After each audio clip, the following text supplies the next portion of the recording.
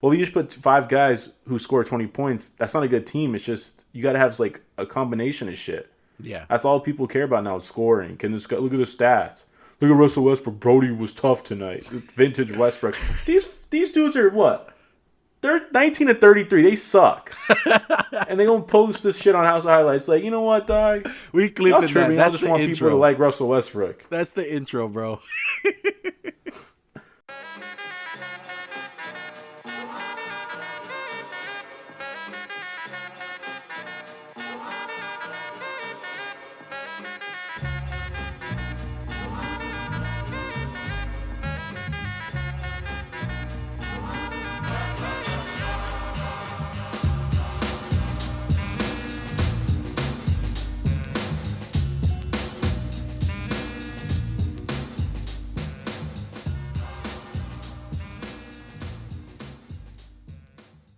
Yo, what is going on, everybody? Welcome to the Max and Juan cast, another installment.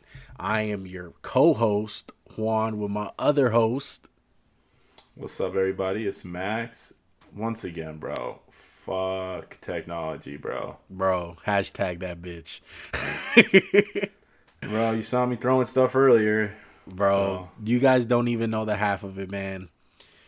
Welcome. Like, we're trying new things. Obviously, right now, we're doing the webcam business. We're using our phones.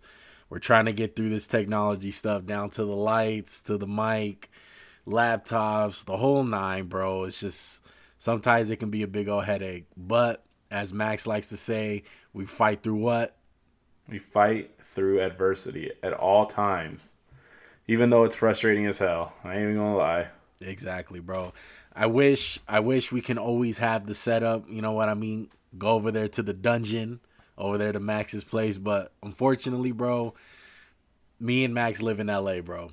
He lives in Santa Monica. I live in another city, kind of far in a way because of traffic. It's not that far really though. It's just the life of LA. Traffic makes everything a bitch, bro. So when we do have time, I will be driving over there. But for times like this where it just can't be done, we're going to try this. We're going to try the webcam. We got a good, nice HD webcam for you guys. We don't got the shitty mics or the shitty, webcam. We're trying things new, bro. Look, we're going to be getting into some NBA talk today, man. We haven't talked about it in a minute. We haven't had an NBA podcast. We're going to be talking Lakers, what they did to the Nets. We're going to be talking Jazz and Suns, that great game we had last week. Spider Mitchell going off and Devin Booker. We're going to be talking about the red hot Denver Nuggets who've been really good lately. And we'll have a little last segment as a surprise. You guys are going to have to wait and see till the end to go ahead and see what we're going to be talking about then. It's really funny in my opinion, but we'll get into that later. But let's start it off, bro. Lakers wind up beating down the Nets, the super team Nets. 126 to 101, bro. 25 points. Who saw that one coming? I mean, like, look, if there's no LeBron, no AD, no Harden, the ABC was probably the biggest loser of this game because none of the stars are healthy. That's all we want to see is the stars. Yeah, most definitely, bro. I mean, they didn't have no Kuzma, the LeBron-less, AD-less Lakers wind up coming up on top. KD winded up returning. But for the most part, it was the Super Nets, bro. And what do you come away after that game? What's your take on it? Well, first one is just what a happy return for Nets fans is getting KD back in the fold. And he looked good. He didn't look bad. I mean, what did he play, like 20 minutes, 25 minutes, something like that? I can't even remember off the top of my head. It just didn't seem like they were that interested in the game. And I always hear the thing where it's like, oh, you can flip the switch. You can flip that defensive switch. Well, I mean, this team hasn't been together. It's the first year together. It's not the Warriors after 2 years and they're flipping the switch. Look, the whole first and second year of the Warriors run, they didn't flip the switch. That switch was on. They were beating the shit out of everybody because they were out there to prove they were the team. Yeah. So it's just kind of hard for me to believe, like, hey, we're just going to flip that switch. We haven't played defense all year, but now we can play it. Now we can communicate. And everyone's going to say, oh, they did it for 1 or 2 games. But it's like one of those things you got to keep at it. Like, that's one of the best things about Vogel. since day one, it's been defense. We are going to pride ourselves on defense. This team, even without the stars, is good on defense. Yeah, and we're really just missing that rim protector, to be honest, and that's what Anthony Davis brought. And last year it was a little bit better, because we still had two guys in Dwight Howard and JaVale McGee, and obviously we're missing guys like that. But my big takeaway from this game just really confirmed on what I thought about the Nets. And everyone has been talking about them lately, super team, all these all-stars, Blake Griffin, getting the buyout with LaMarcus Aldridge, trading obviously for Harden earlier in the season.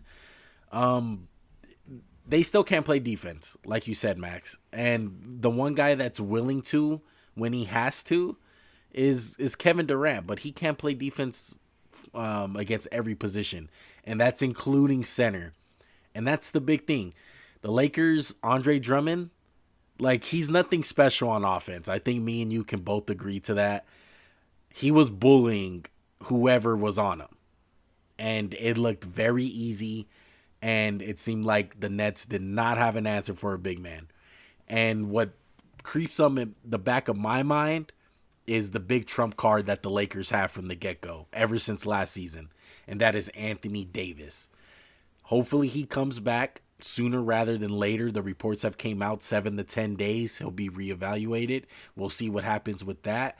Regardless, I do think a lot of Laker fans and people in the NBA in general have confidence that he'll be back for sure by the playoffs, okay, when it most counts. And I think the Nets should be very feared if they wind up going into the finals against the Lakers. Because if they can't guard Andre Drummond, what the fuck makes you think you're going to guard Anthony Davis? And I'm not even talking about 100% healthy Anthony Davis. Well, let me clarify one thing. You mean the Nets are going to be scared of the Lakers if they go into the finals and they're healthy? That's what you mean? Okay. And look, I'll do some quick math. Andre Drummond at 150% is 70% AD? Right. Healthy, right? If you get 85% AD, that's a top 2 big man. Probably only Embiid's better. And Embiid's been killing it lately. I mean, there's a bonus video looking back. It doesn't look good, but whatever. We'll take the views. The curse, we didn't make it for the views. We didn't make it for the views. That's just the reality. It just happens. We made that shit before the season. What do you expect to happen? Yeah. But he's probably the only guy that can guard Anthony Davis, honestly, in the league. And the Nets I think they have a big problem on their hand, bro. If it was up to them, they'll love to have Jeff Green playing center. But you cannot do that against the Lakers, especially now that they picked up a guy in Drummond. Yeah, we already saw that last year. Lakers beat the shit out of Houston with AD at the 5. Yep. And, say they go small, right? Drummond's minutes get cut. Well, they still got AD, LeBron out there, and Kuzma.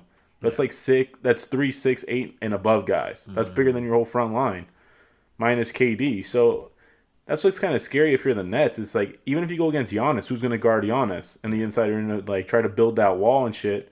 But the Bucks have kind of been figuring it out lately. They've been on a tear. Giannis has been on a tear.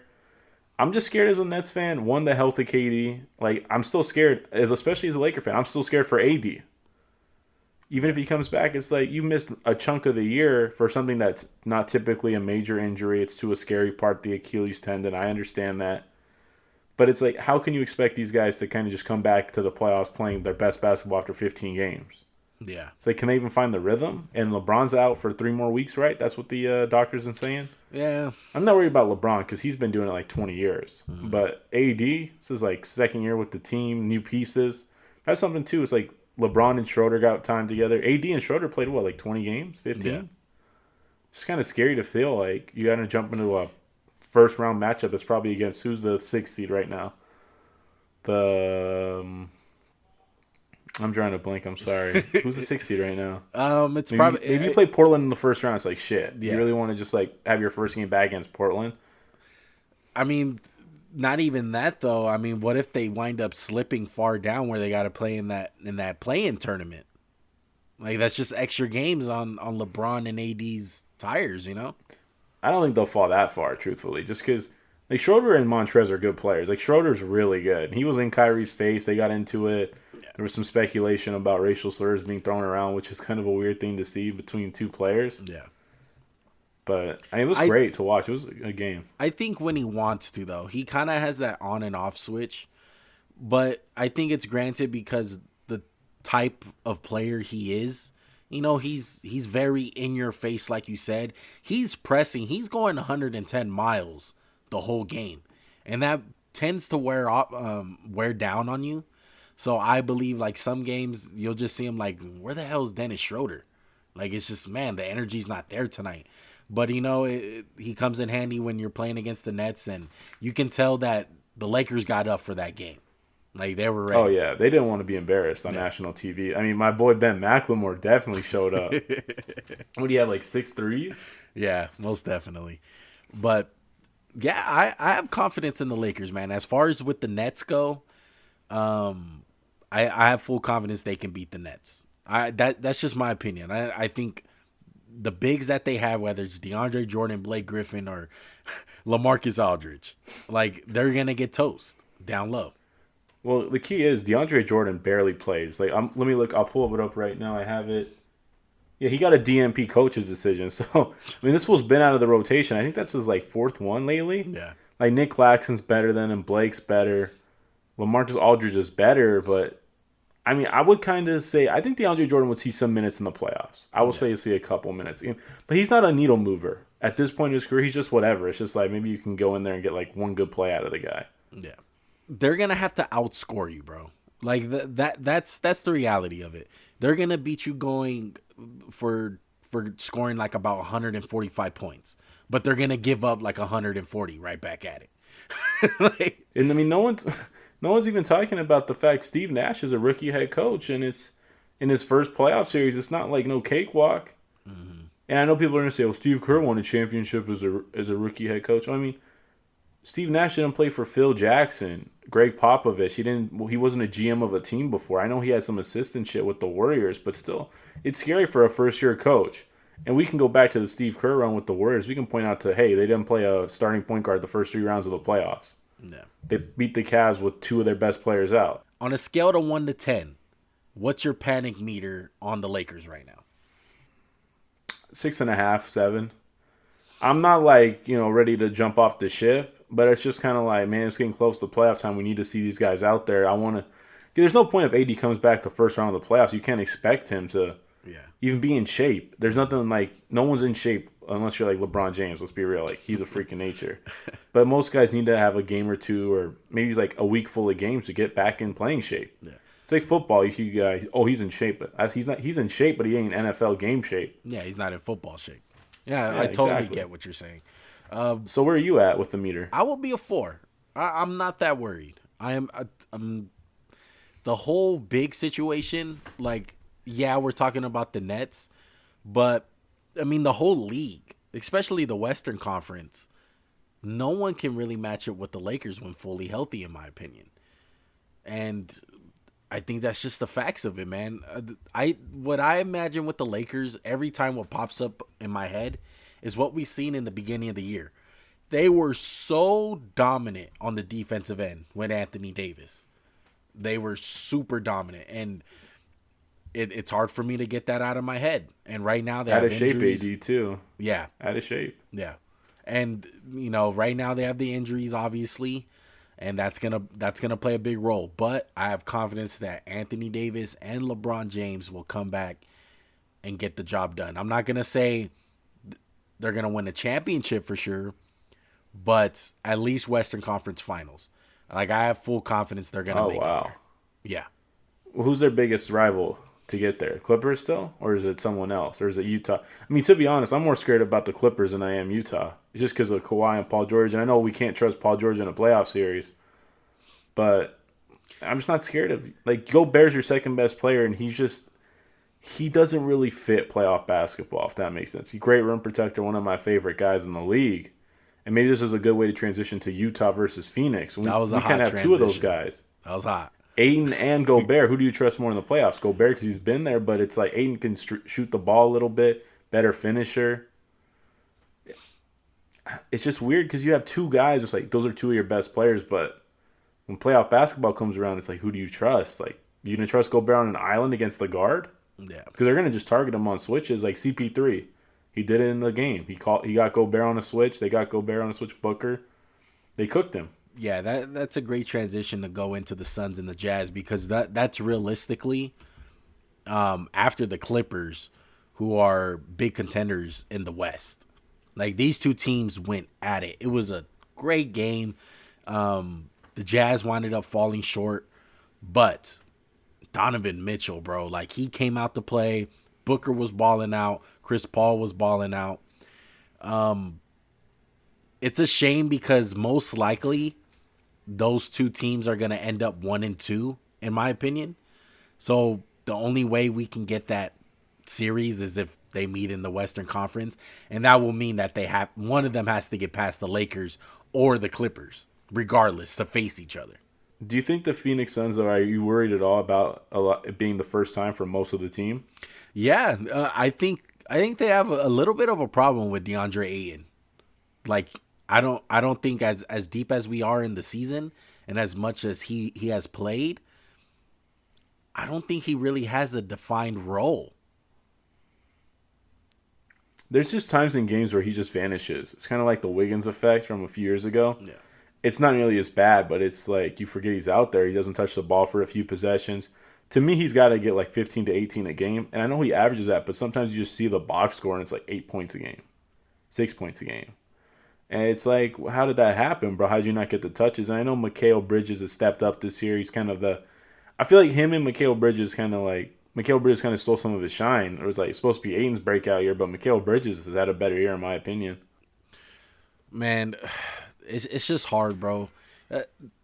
As we get into this, I just want to say this: Chris Paul still my MVP.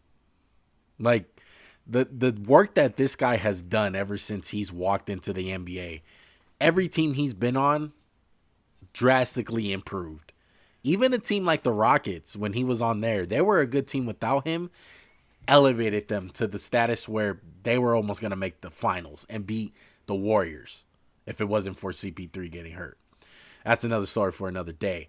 But usually he'll get a player like DeAndre Ayton to like really improve his game, but I think it's just really hard. Like you said, he just like vanishes in games. Like, he really don't know what role this guy's supposed to play. Like, are you supposed to be a guy who can stretch the floor and spread the floor when it comes down to crunch time? Or is it a guy that we can throw the ball down low and get a bucket for us late in the game? Like, what is it? Or is it even like a guy who just rolls hard to the basket and just a destructive finisher? It's funny because he has a little bit of all that in his game where he can step out, hit the jump shot, post up. He's good on the offensive glass. To me, it's just the style of play where it's like you got two really good perimeter guys, and then you want to get to the hole, and then he's kind of clogging the lane sometimes. Yeah. And that's not his own fault. That's just the reality of how he has to play. Embiid clogs the lane sometimes for Ben Simmons. It's just a reality. Yeah. The only difference is those two guys actually have some offensive versatility, unlike Ben Simmons.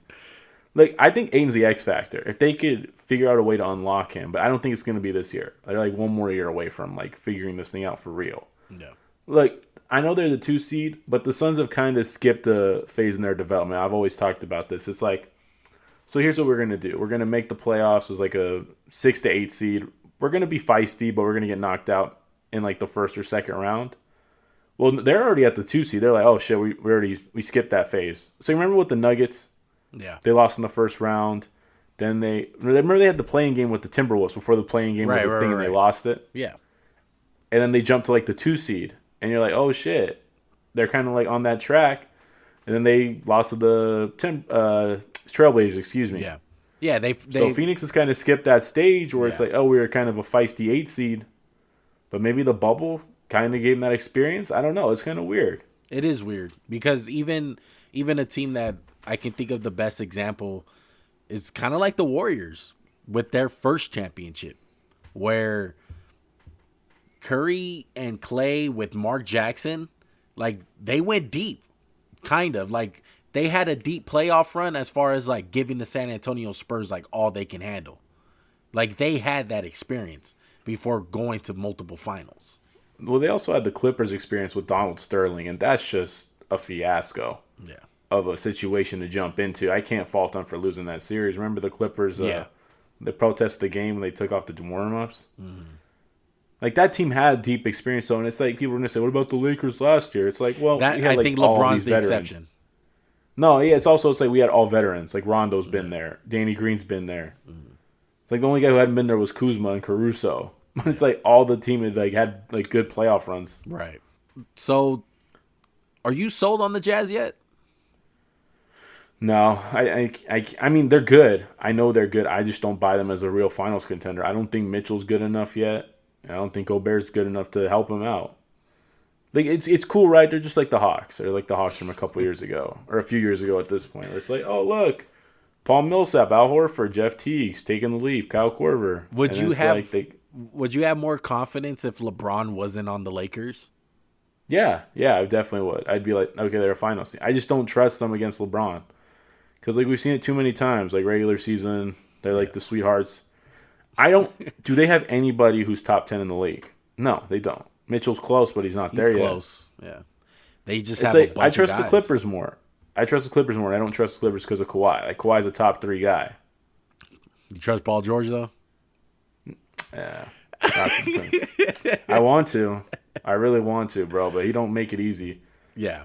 Well, we should talk about how Paul George had, like, all the good moments of his career in the postseason when he was, like, a second-year player. And somehow it got worse. Really?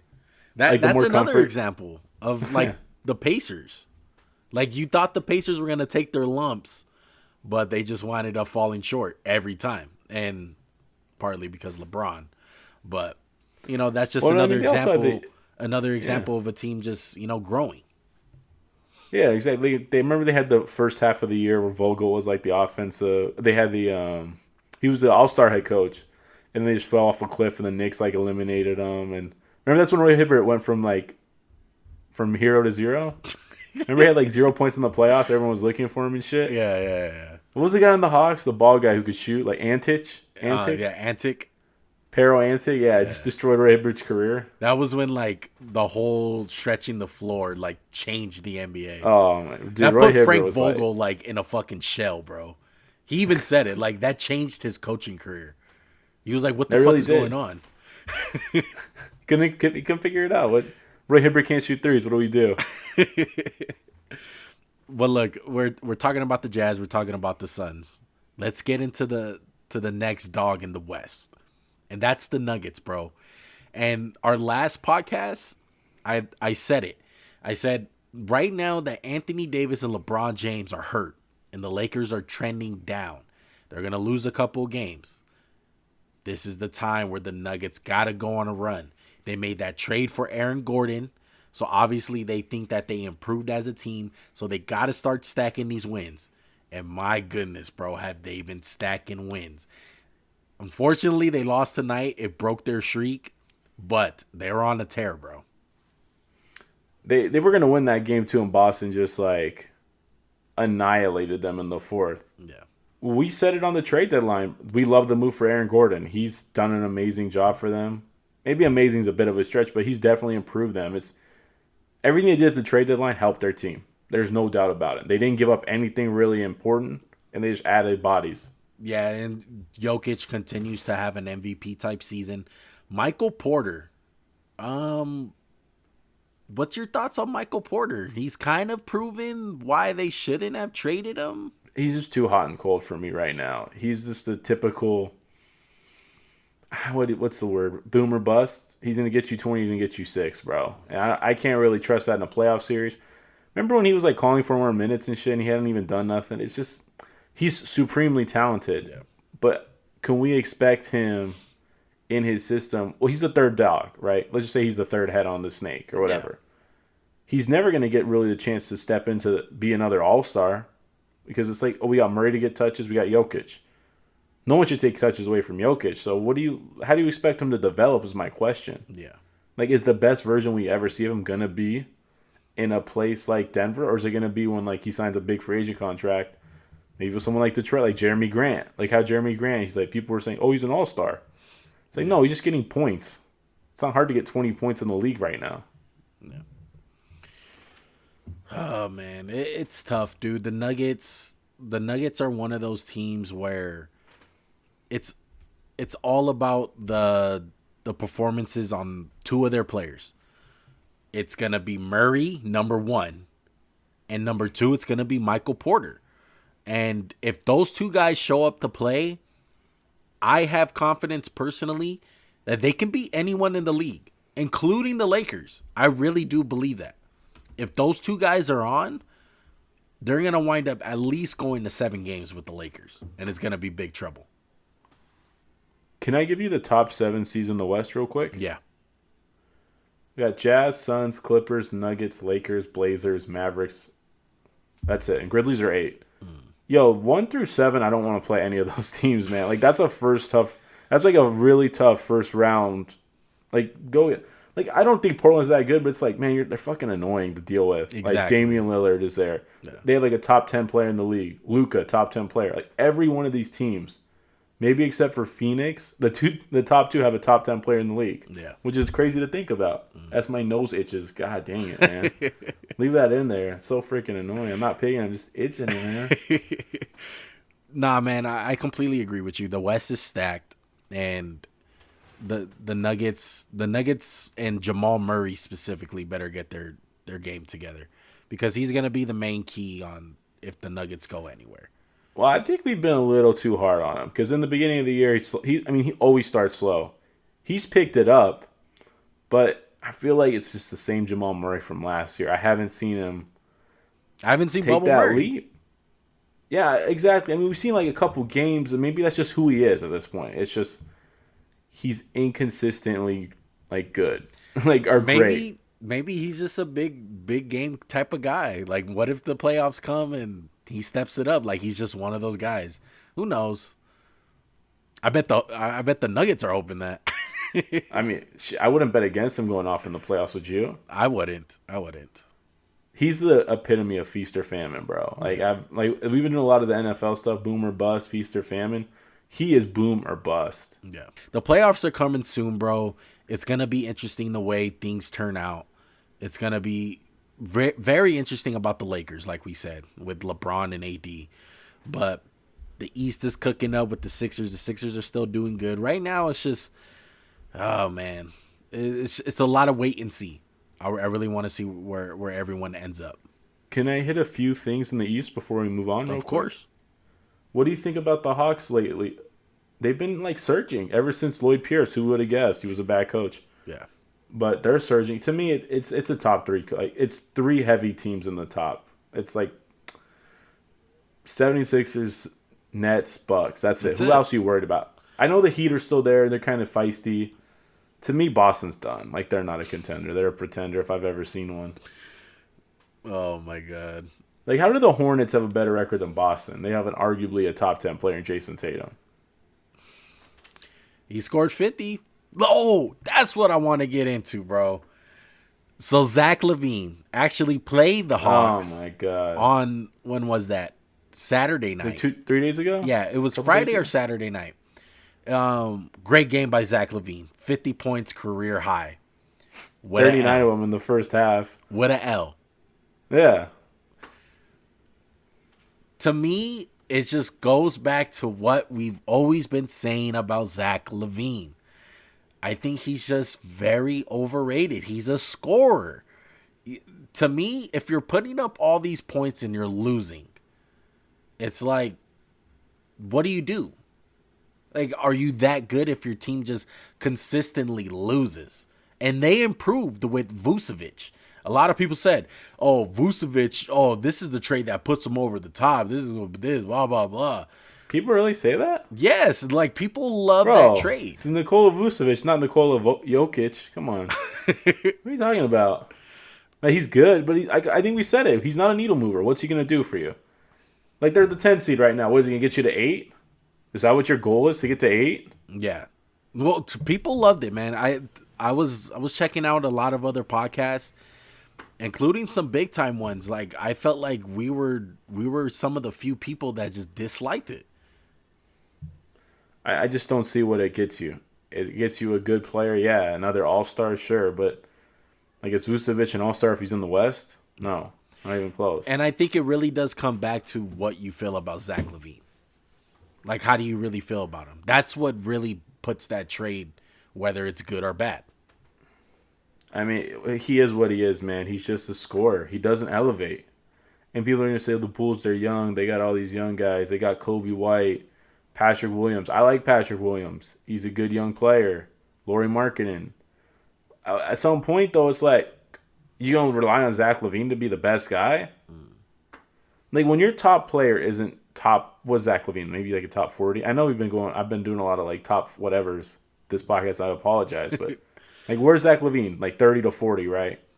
I think people will be like minds exploding right now because you said that. But yeah, in reality, he is. You hear my way I'm talking. I'm just talking normally. Like, this is just what I think. It's just, he's like 30 to 40. If your best player's in the 30 to 40s, that's why your team's that bottom. And people are going to say, what about Trae Young? He's top 10. No, he's not. He's like he's the same range. Yeah. He just puts up points, bro. People like, there's levels points to this shit. Like, nobody cares if you can put up 20 points. Like, excuse me. That's all they care about, it seems like, nowadays. It's not about, like, any of the other shit you can do. It's like, hey, can you play defense? Can you make a winning play? Nah, man. They just want to give these crowns to these kids who just go out there and get 25. It's like, hey, guys, I don't know if you know this about NBA basketball. We're in, like, the biggest, like, offensive boom since, like, maybe ever. It's like we got more players averaging 20 points than we ever did. And the pace is higher than ever. What do you expect? It's like more offensive possessions, more points. Wow. Huh. And a big part of it with Zach LaVine is the whole social media kind of thing. You know, because a lot of people in reality, they don't really watch the games. So they hop on their phone. Like, who the hell's watching the Chicago Bulls, first of all, besides people in Chicago? They look and they follow House of Highlights or Bleacher Report. And oh my God, bro. They make me sick, yeah, bro. And they make me sick. They post like great stuff that Zach LaVine is doing, like the step back jumper or the slam dunk that he does. And like, yeah, it's like he's a fantastic scorer, bro. Like, he's absolutely gifted. But he doesn't elevate your team. Like, there's scorers all over the place in the league and they just tend to not elevate them. Like, Chris Paul doesn't score all these points. But you know what he does? He makes people better. He's an absolute leader on the court. Like, Devin Booker was struggling to put that team over 30 wins a year. And Chris Paul comes and all of that changes. So, before this year, where would you say Devin Booker is in, like, the range of players? Like, 20 to 40? Like, where? I would take Devin Booker over Zach LaVine. Well, I know, but I'm saying, what's that range? I would say 20, in the 20s. So this year, has he moved up? Or do you, absolutely, he's moved up, but a big part of that is Chris Paul. So that's what my question is. Is it really him moving up, or is it just a better team, so he moves up because he's on a better team? Yeah, exactly. I get what you're saying. No, that's all I'm asking. Because to me, I'm thinking about, it's like, shit, I kind of have him up there too, but it's like I've seen little things that make me want to put him up there, like a better. He's like more detail oriented. He's like more into it on defense. Yeah, and maybe that's just part of it. It's like, if you took Zach LaVine and put him with Devin Booker, how would we look at him? Probably look at him a little bit better just because he's not on the shit team. But there's a difference between guys who can carry teams and lead teams and guys who are just second fiddles. I think Zach LaVine's a second fiddle. Yeah, maybe a third fiddle. Yeah, like if you put Zach LaVine with like LeBron or a KD, and he's like, oh, all you got to do is score, perfect. Yeah. But when it's like, hey, Zach LaVine, we need you to lead this team, it's like, oh, it's scary. Yeah, like, I wouldn't trust that. And people love him, bro. People really do believe that. Well, House of Highlights, bro. They just make it seem like this guy can't do shit wrong. It's like, oh, look at bro. Bro got up for this one. Yeah. I don't even know what bro. Every day I go on Instagram and I see that type of shit. They pick out one clip and they're like, oh, here's the narrative. Yeah. And people celebrate it, bro. It's just like the same thing with Devin Booker when he scored 73 or 71, whatever the fuck it was, and he lost the game. It's like, and they're like intentionally fouling to get him to 70. It's like, and wow. And I'm not saying he's bad. That's the thing. People automatically, when people are gonna hear this, they're gonna type. They're gonna be like haterade. Oh, you're hating. Oh, you're saying he's not. No, I'm not saying he's not good. He's a prolific scorer, great scorer, one of the best in the league. But he doesn't elevate his team. I'm gonna keep on saying that. He doesn't elevate his team. He doesn't get W's for his squad. And To me, if you can't be at least at 500 or above 500 in the Eastern Conference, like, how good are you? I mean, like the Hawks are the 4 seed. They're 29-25. Like that's a joke to me. Yeah. And it's exactly what you said. There's no stat, and we touched on this with the Caruso video. You guys should check that out, by the way. That's a really shameless plug right there. But we touched on it. It's like you can't. There's no stat for. Oh my God, this guy made a defensive rotation. This guy tipped the pass. I know they keep deflection, but there's no stat for like how good of a teammate you are, how good of a leader you are. Yeah. It's like Daryl Morey used to be like, oh, I don't give a shit about leadership. We just got to put numbers. It's like these guys who think, okay, here's what we got to hit. We got to hit 100 points, right? How do we get to 100 points? We got to manufacture 100. Yeah. Well, if you just put 5 guys who score 20 points, that's not a good team. It's just you got to have like a combination of shit. Yeah. That's all people care about now is scoring. Can this guy, look at the stats. Look at Russell Westbrook. Brody was tough tonight. Vintage Westbrook. These dudes are what? They're 19-33. They suck. And they don't post this shit on House of Highlights. Like, you know what, dog? We clipping that. I just want people to like Russell Westbrook. That's the intro, bro. Bro, I had to look at the laptop. I'm sorry, man. I just couldn't even think offhand. But, like, it's just true. It's just like, hey, man, look at Brody. Brody's tough this week. Brody's in his bag. Yeah. Shit. They 19-33. Ain't nobody in their bag. Yeah. Oh, it's like, I love Bradley Beal. And I think there's just certain circumstances where it's like, okay, if you put shit around this guy, right? Like, I'll say in Phoenix, Devin Booker was around shit a couple of the years there. Or maybe a few years. But, like, maybe the last year, it wasn't a shit team last year. They should have been a lot better than they were. Yeah. Same thing you can say about Bradley Beal. We've seen Bradley Beal be amazing on a good team. We've seen him be amazing on a bad team. Well, with me, Bradley Beal kind of gets that, like, pass where it's like, oh, it's the Wizards. And I get they've had some shit teams. But this year, I thought the team actually had some good talent. It just seems like, I wouldn't say Bradley Beal's a good leader. I don't know. I don't want to be like a dick. I don't know the guy. But it's kind of like we talked about with the Lakers a couple times. When that first little loss happened, when did the Lakers start that one year? Like 7-4? Yeah. Remember like Mozgov year, the first year of Mozgov?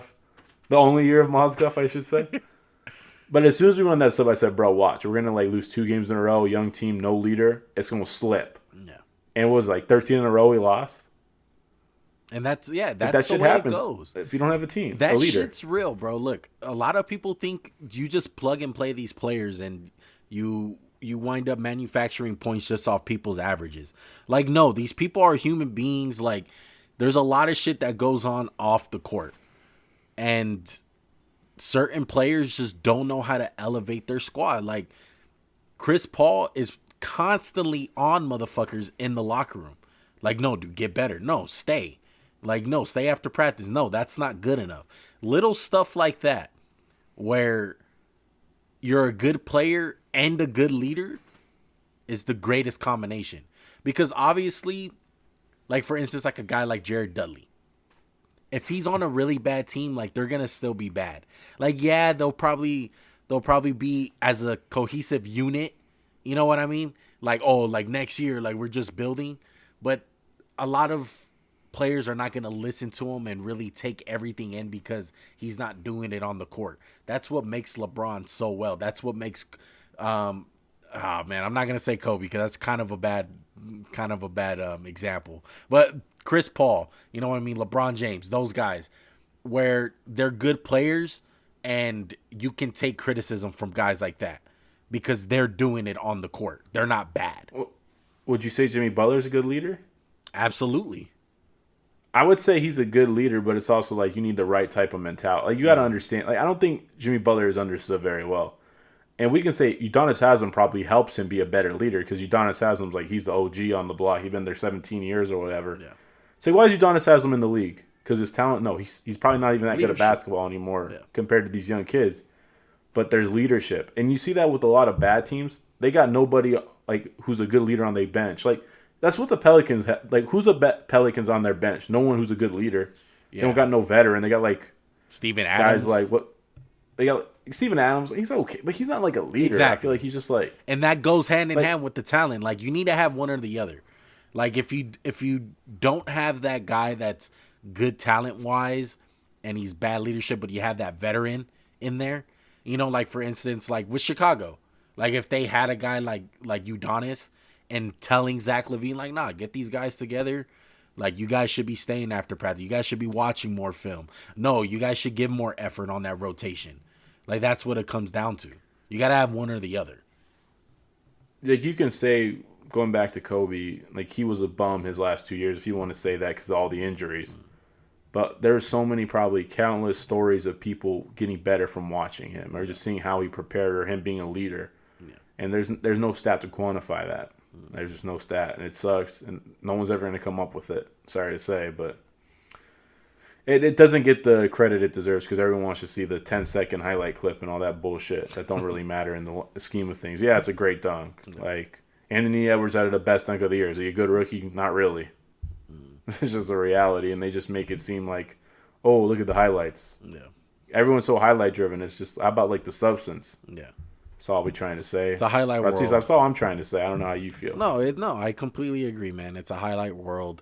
And, like, granted, I know, like, people are busy. You can't watch every basketball game. But if you're going to form a strong opinion like that and let it be so dull and go off of one thing or a couple things you've seen off Instagram and you're only watching the good.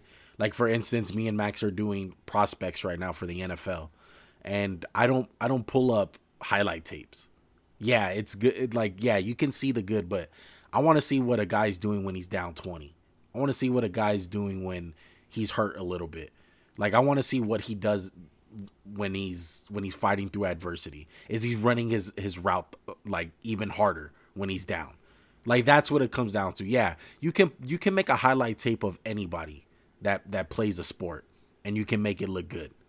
But you have to go deeper into it. There's more to it. Oh yeah, we've said that. We've said that numerous times, and that's a great example. It's it's like the Russell Westbrook thing I brought up, triple double. They don't show you that he shot 3 for 30. They do that with like everyone does this shit with their people they like, right? Like say you liked Christian Wood, if you're one of those guys, or Gary Trent. Like popular people said we're gonna break out because he had a good bubble. Yeah. Well, Gary Trent just had 44 points. Mm-hmm. 17, 19 shoot. They don't show you the game where he had 0 for 10 and shit. Yeah. They don't post that. It's like, take the whole picture into account. That's all I'm trying to say. Context. Exactly. That's all that matters is context. Yeah. Doesn't matter Kobe scored 80 points. Like, what's the context of the game? It's like, oh, wow, they were down. He scored 80. There's a difference between scoring 70 and you're down by 40 the whole game and you're intentionally fouling. Yeah. That's where it's different. Exactly. So that's going to wrap it up as far as our current NBA talk. Let's get into this last segment. What is it? I don't even know. It's about Poops McGee, a.k.a. the original Poop Master, a.k.a. The Stripper Master on IG, Paul Peirce. Oh, the Poops McGee? That's a new one. Like the Poop Truther. Poop Truth, man. Whatever. Exactly. But he wound up getting fired from ESPN, essentially. What did you expect? It's Disney. You gotta protect the kids. Can't let the kids see some strippers and stuff. Man, unless they're James Harden. Unless you're James Harden, it's all good. Well, I just want to tell the audience what happened really quick. Paul Peirce wound up going on IG Live, and with a bunch of dancers, strippers, whatever they were, a bunch of half-naked girls. I think they were called exotic dancers. To keep their, dancer, respect. Put some respect. Whatever. All right, but look, He went on IG. It was a bunch of half naked girls on there, and he was drinking, he was smoking cigars and all kinds of shit. And I'm sure there was other stuff smoked in addition to cigars. But look, the next, what was it within hours? It's like within a day, I'd say. Within a day, ESPN cut him off. Like, done, fired. I thought he was going to get suspended, bro. I didn't think he'd get canned, but, maybe he can go on FS1, right? Yeah. Fox News Sports, Fox whatever. will pick him up. Fox picks up some people now. Come on. He wasn't bad. Like, he was whatever to me. I don't really listen to those guys, truthfully. Yeah. But he's not, like, as good as that boy Kendrick Perkins. He's talking out his ass all the time. But, yeah, if you guys... I actually like Perk, though. I like him. Perk has... Boomer bust. Yeah. Feast or famine. Feast or famine. Yeah. But Paul Peirce gone, bro. And there's a couple of rumors out there that he got offered to do a show with exotic dancers in the Oh, background. I seen that. While talking sports. Do it. Why not? I mean, he's already in his element. Come on, Paul. Oh, man. Give the man his job back. I don't feel like it's that big of a deal, to be honest. I really don't. I mean, you just got to – I mean, he should just know if you're working for ESPN, it's Disney. You just got to know at that point. But, I mean, I thought it was a little tough, too. It's like there was no – like, there wasn't no cocaine or heroin or something, and they weren't, like, abusing the women. Yeah. It's just, like, having a good time, I guess. It's not, like, what I would call a good time for me, but for him. To me, these guys are held to a different standard, and they're looked at as quote-unquote superheroes and role models. But at the end of the day, bro, he's human. He's not perfect. And there's a lot of things out there that every human being does that they have regrets for, and they're not happy to admit it. And to me, it's just like, okay, tell the dude, like, hey, don't be doing that, man. Like, suspend him, do what you have to do. But fire him? Like, I feel like that was just very Seemed unnecessary. like he kind of got screwed a little bit. Yeah. Definitely got screwed a little bit. Yeah. But it's funny, though, because, you know, hashtag free your Paul Peirce was trending on social media. And I seen he risked it all for like 300 like viewers, too. He had like 250 viewers or some shit on the IG Live. Oh, my God. It's funny, though. Man's shit his pants in the finals. I want to just say I'm the one who told Juan about that theory like 8 years ago. Yeah, I believe. I read that dude. shit like on a forum one day. It was like, this is so old. Like they wrote a bunch of shit after the fact. Yeah, no pun intended. You believe it? I believe it. Oh yeah, bro, I believed it when I told you about it all those years ago. There's a little like brown spot on his. Yeah, it's probably you probably had choro. Yeah, definitely. It was definitely on his shorts, bro. God, we got to wrap this podcast up. It's taking a dark turn. I know, bro. It's dark brown turn. Max and Juancast after dark over here. All right, but we're going to let you guys go. But before you guys go, you guys are probably watching this on YouTube. If you guys are, make sure to subscribe, like the video, comment down below. Put on post notifications, bro. It's just that little bell right there. Press that, and it'll notify you every time we drop a video, every time we drop content. And if you guys don't want to do that, follow us on Instagram, bro. At least do that. That's easy. It's free. That's Max_Juancast. We're also on Twitter. Same thing with Spotify and Apple Podcasts. We're on there also for your audio listeners out there. We appreciate you guys. Make sure to drop a 5-star rating. Follow us. All of that jazz. Anything else? Just thank you guys for all the support, man. And you know, we hate technology. We're really trying. So cut us some slack, bro. There was almost shit broken. Juan saw me throw my AirPods like onto the floor and like disgust.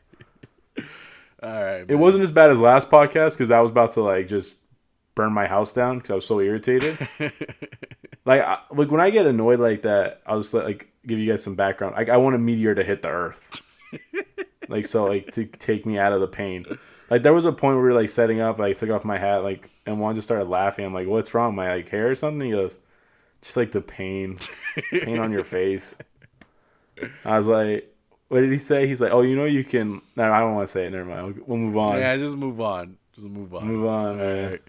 But we appreciate you guys. We love you guys. All right, keep on supporting us, man. We really appreciate it. We're grateful. Until next time, I'm out, bro.